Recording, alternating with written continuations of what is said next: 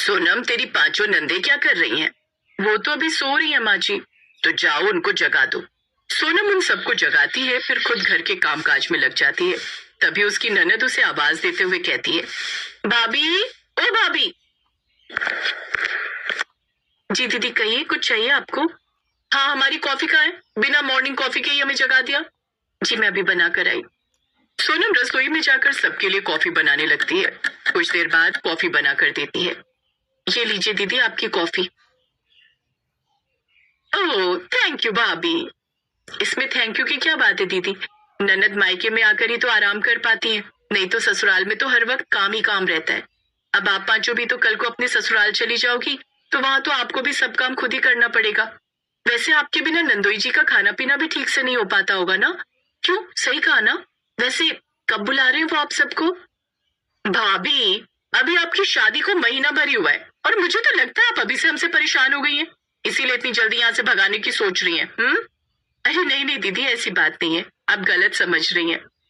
तो आपको अच्छे से पता होना चाहिए कि मायके की शादी के बाद बेटियां इतनी जल्दी वापस ससुराल नहीं जाती, कुछ दिन वहीं रुकती हैं। यस, बिल्कुल सही कहा टीना ने। इन सब बातों से तो अच्छा है कि तुम अब नाश्ता बना लो, हम सबको बहुत तेज भूख लग रही है। जी दीदी, आप सबको क्या खाना है नाश्ते में? आप बता दीजिए, मैं अभी बना देती हूँ। मेरे लिए आलू के पराठे और दही। नहीं नहीं नहीं, मैं इतना भारी नहीं खाऊंगी, मेरे लिए तो इडली सांभर बना दे। इस तरह सोनम की पांचों नंदों ने अपनी अपनी फरमाइशें अपनी इकलौती भाभी सोनम पर थोप दी। सोनम अपना सर खुजलाते हुए रसोई में चली गई और अकेले में बड़बड़ाने लगी। किसी को ये खाना है, किसी को वो खाना है। अरे मेरी कोई माँ अम्बे की तरह 10 हाथ थोड़ी ना है जो हर हाथ से एक एक काम करूंगी, लेकिन अब नंदों ने फरमाइशें की है तो पूरी तो करनी पड़ेगी। जब से उसकी शादी हुई थी, उसकी पांचों नंदे इसी तरह उस पर कोई ना कोई काम थोपती जा रही थी। वो उन सबकी पसंद का नाश्ता बनाकर उनके लिए परोसती है, जिसके बाद सारे बर्तन भी धोती है। फिर कुछ देर अपने कमरे में आराम करने बैठती है कि तभी उसकी ननद प्रिया वहां आती है। अरे भाभी, पूरा घर बिखरा पड़ा है और तुम मजे से यहाँ आराम फरमा रही हो, घर के काम कौन करेगा? दीदी, मैं बस 5 मिनट रेस्ट करके काम करने ही जा रही थी। हाँ तो जल्दी करो ना भाभी, अगर कहीं कोई अचानक से मेहमान आ जाए तो वो क्या सोचेगा कि इस घर की बहू को घर कितना गंदा रखती है। आराम बाद में कर लेना। सोनम बेचारी थकी हुई थी, फिर भी वो उठकर घर के सारे काम करने लगी, लेकिन उसकी एक भी ननद उसकी मदद के लिए वहां नहीं आई। लेकिन सोनम ने किसी से कोई शिकायत नहीं की। घर का काम निपटाते निपटाते उसे दिन के 2 बज गए। तभी उसकी ननद उसके पास आई। अरे भाभी, दिन के 2 बज गए, अभी तक खाना नहीं बना क्या? दिन के खाने का समय हो रहा है। क्या 2 बज गए? हे राम, काम करते करते पता ही नहीं चला। दीदी, मैं बस 5 मिनट आराम कर लूं, उसके बाद खाना बनाती हूँ। नहीं नहीं नहीं, बिल्कुल नहीं भाभी, हमें 3 बजे तक खाना चाहिए, उसके बाद हमें थोड़ा रेस्ट भी करना है। थकी हारी सोनम फिर से रसोई में जाती है और सबके लिए दिन का खाना बनाने लगती है। फिर सबको खाना परोस कर वो सबके बर्तन धोकर अपने कमरे में जाती है। तब तक दिन के 4 बज चुके थे। अब तो सोनम भी उनसे परेशान होकर मन ही मन सोचती है, हे भगवान, अब तो हमारी शादी को भी महीना बीत गया, लेकिन ये नंदे हैं कि जाने का नाम ही नहीं ले रही। अगर ये इसी तरह यहाँ पड़ी रही तो मैं तो सूख कर कांटा हो जाऊंगी। लेकिन ऐसे ही काम का सिलसिला चलता रहा। उसकी नंदों को अब वहां पर 4 महीने हो गए और अब 4 महीने पूरे होने के बाद वो अपने ससुराल को लौट रही थी। फाइनली अब मुझे इन पांचों से छुटकारा मिल जाएगा। अच्छा माँ, अब हम चलते हैं। ससुराल जाने का मन तो नहीं कर रहा, लेकिन जाना तो पड़ेगा ही ना। हाँ, मन क्यों करेगा जाने का, यहाँ मुफ्त की नौकरानी जो मिली हुई थी। फिर उसकी पांचों नंदे विदा लेकर वहां से चली गई। उनके जाने के बाद सोनम बड़ी राहत महसूस कर रही थी।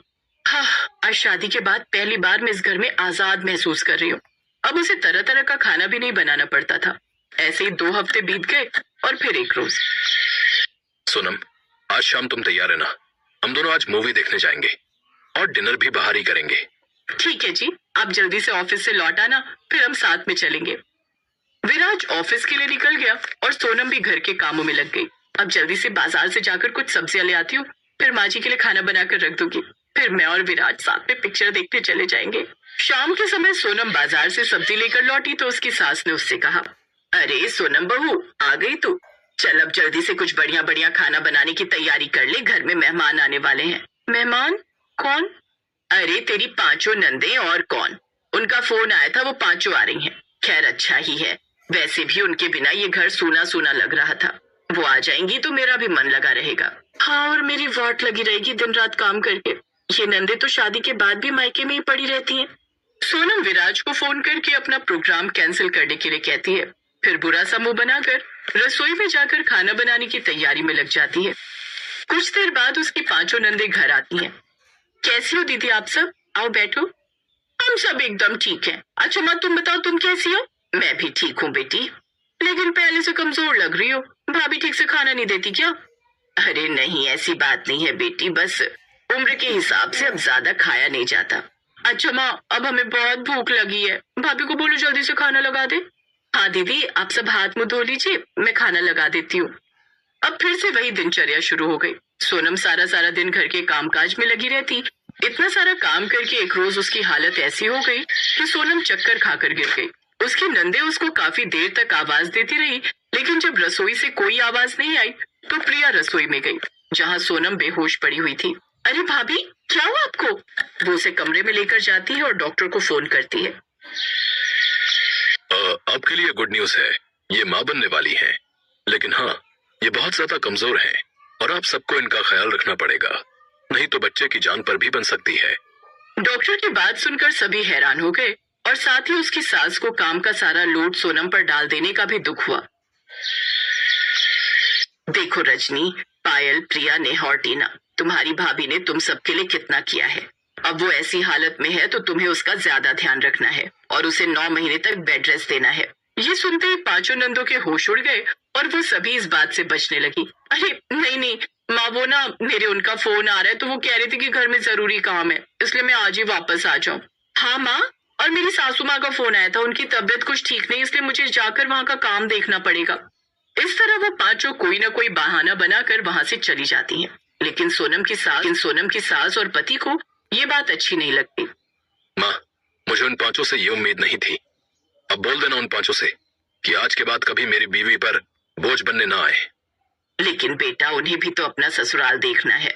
माँ, जब मेरी पत्नी ठीक थी तो ये पांचों आराम से 4 महीने यहाँ रहकर उससे सेवा करवाती थी, तब उनको ससुराल नहीं जाना था। और अब जब उनकी बारी आई तो मुंह चुरा कर भाग गई। उनको बोल देना आज के बाद यहाँ ना आए। विराज ने बहुत गुस्सा किया, जिसके बारे में विराज की माँ ने उन पांचों को फोन करके बता दिया। इससे अब सोनम को भी अपनी पांचों नंदों के मायके में पड़े रहने से छुटकारा मिल जाता है और अब वो अपने परिवार